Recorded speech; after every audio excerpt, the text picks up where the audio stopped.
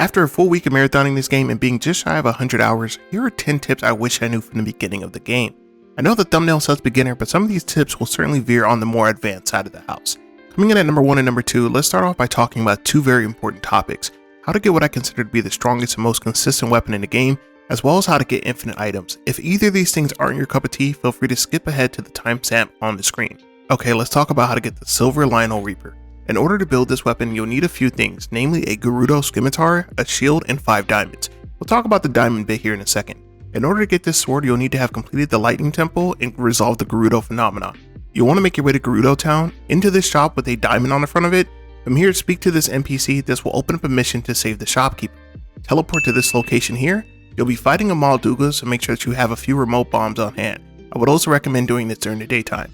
Set one of the remote bombs on the sand. This will cause the Malduga to swallow it and it beats itself above ground. Use bomb arrows, a really strong weapon, to quickly take him down. Now speak to the shopkeeper. Once you get back to Gerudo Town, stop into her shop. She'll offer to create you the previous champion's weapons with the aforementioned material.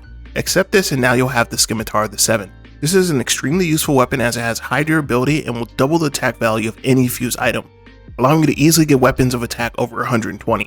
The good part about this is, unlike the Royal Claymore method, which can not be really used liberally, you use it a few times, it'll shatter, you can really use this weapon as your main go-to weapon for the remainder of the game, and it can be repaired via Octoroks. Now, you don't necessarily have to use a Silver Lynel Horn. Even mid to higher range attack fusions will create a very potent weapon. Next up, let's talk the item duplication glitch. Let me just say this thing is completely busted. It allows you to duplicate any item you can hold in your hand from your inventory. Get into a flying state either from shield surfing or gliding and into your inventory. Select the item you'd like to duplicate, get about 5 of them, then press Y plus B simultaneously. The item will drop on the ground, and when you pick them back up, it will increase by the amount dropped. This makes a great deal of the grinding in the game much less tedious and is a godsend for great fairy upgrades. And sliding in at number 3, let's talk about a few combat tips, starting with shield usage. Now, we all know you can fuse just about anything to the shields to imbue them with different attributes and generally make them much more useful. The two combinations I want to talk about is Ruby and Sapphire fusions. Starting with Ruby, it has the added benefit of keeping you warm in colder climates, and when struck by enemy combatants, it will light them aflame. Conversely, the Sapphire will keep you cool in hot climates and freeze enemies who attack the shield directly. There's also additional combinations with some of the Dragon Horns, so try those out as well.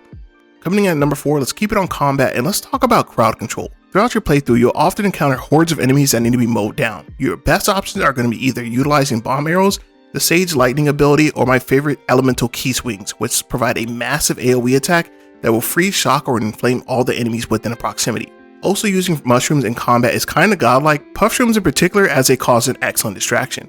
Or you can just construct a massive Gundam if you're into that kind of thing. On to number 5, let's talk about building constructs. First off, make sure you've got an auto build from the depths, as this will be a real time saver for the remainder of the game. Quick video on how to do this will be linked in the comments. So to start with, let's construct a very basic hovercraft which will allow you to break the puzzles in almost every temple in the game, and it's a superb way to get around. You'll need 2 fans and a steering column in order to put this together. Put the first fan on the ground, make sure you mount the steering column like this, and then the second fan you want to make sure you put it on at an angle. As long as it looks something like this, you'll be in good shape. This thing is terrific. You can use it to traverse pretty much the entire map as long as you have some battery charge, and it is terrific in the depths as well. With that done, let's talk a bit about some verticality. It's now time to abuse the wings mechanic. Once you have a stash of Zonai wings, you can traverse the world with relative ease. Once in the air, simply select the wings and jump on top of it. It may take a few tries to get a feel for it, but once you have it down, you have about 1 minute of stamina-free flight time before the wing disappears and you have to pull out another one, essentially giving you unlimited airtime, granted you have the necessary Zonai wings. This is a great way to get around, especially on the Sky Islands. Moving on to number 6, let's talk defense. You'll notice about 3/4 of the way through the game, there is a noticeable power scale creep. Most of the stronger enemies will flat out one-shot you. Even with 9+ hearts, once you start getting through some of the dungeons and you start encountering some of the upgraded mobs, they will definitely one-shot you. That's why I strongly recommend starting the Great Fairy side quest as soon as possible. This will allow you to increase your armor's defense rating and is an absolute must for some of the harder foes that you'll face endgame and within the depths. With the item duplication glitch, now is the best time to try and get the necessary component for upgrades, as this will likely be patched out soon. Also, make sure you get a feel for how to parry enemies and when to sidestep. I practiced this for about 2 hours with just strictly Lynels. Once you get this down, this makes you virtually unhittable when mastered. And for tip 7, let's talk about how to deal with Gloom Hands. I can't front, the first time I saw these things running after me in Hyrule Field, I was genuinely freaked out, and needless to say, I died a pretty painful death. When it comes to dealing with Gloom Hands, multi-shot bows as well as bomb arrows are your best friends, as well as any wide-hitting elemental projectiles. Also, feel free to use any of your Sage Spirits as distractions so you can try and get the upper hand when dealing with the Gloom Hands. And with that, that leads us into the depths. The Hell of Hyrule can be a bit tricky to navigate. Here's a few tips on how to survive down there. First off, light roots. Each light root corresponds with the shrine above ground. Use these to illuminate the darkness and heal any gloom damage you may receive. Next, let's talk traversal. You'll either want a sturdy construct, ideally flight-based, or a wild Stalnox course in order to traverse the depths. This will ensure you don't take any unnecessary gloom damage and you can get out of difficult encounters with ease. Next up, you want to make sure you're using light bloom seeds to illuminate your path. Make sure you're using them liberally and definitely connecting them to the front of all constructs. Coming in at number 9, let's talk battery charges. You'll need at least 100 crystallized charges in order to increase your battery capacity. This process can definitely take a while if you're farming on a consistent basis. There's a few good options when it comes to how to actually farm the Zonite and the crystallized charges. Number 1, the Yiga clan does have several hideouts that will give you about 20 crystallized charges every time you defeat the necessary combatant. An entire Koga clan side quest will give you about 100 plus charges in order to refine. Outside of that, mining Zonite deposits in the depths is definitely a bit more tedious, but a consistent way to refine charges, especially when you get something like Majora's Mask. You can do it pretty much completely unimpeded. And to close this out, the best tip that I have for all you gamers out there isn't really gameplay related.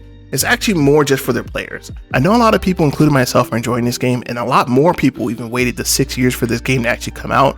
And while the sheer scale of this game can be a bit overwhelming, I just want to remind you guys to slow down and enjoy the experience. Remember, this is one of those rare and special games that allows you to really give yourself a sense of identity with all the mechanics and tools at your disposal.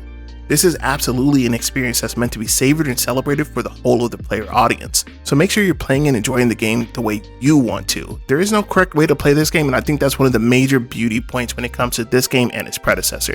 If you have any additional questions, feel free to hit me on Twitter, join the community Discord, and I'll see you guys in the next video. LC signing out. Peace.